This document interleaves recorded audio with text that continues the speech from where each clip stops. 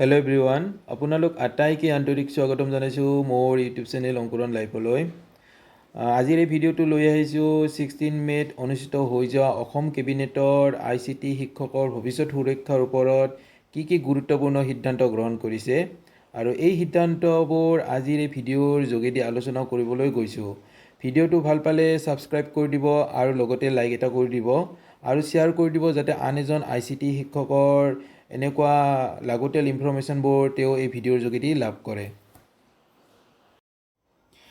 অসম কেবিনেটে ICTৰ শিক্ষকৰ ভৱিষ্যতৰ সুৰক্ষাৰ লোৱা গুৰুত্বপূৰ্ণ সিদ্ধান্তবোৰ হ'ল কেবিনেটত ডক্টৰ বাণীকান্ত কাকতি কম্পিউটাৰৰ সাক্ষৰতাত কাৰ্যসূচীৰ অধীনত 1313টা অংশকালীন ICT শিক্ষকৰ মাহিলী মাননি অক্টোবৰ 2025 পৰা 20,000 টকালৈ বৃদ্ধিত অনুমোদন।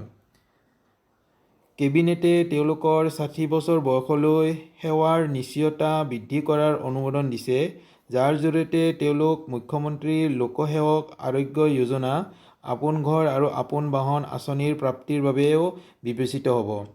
ICTৰ কৰ্মচাৰীসকল মুখ্যমন্ত্ৰী লোকসেৱক আৰোগ্য যোজনাৰ লগতে আপোন ঘৰ আপোন বাহনৰ আঁচনিৰ বাবেও যোগ্য বিবেচিত হ'ব।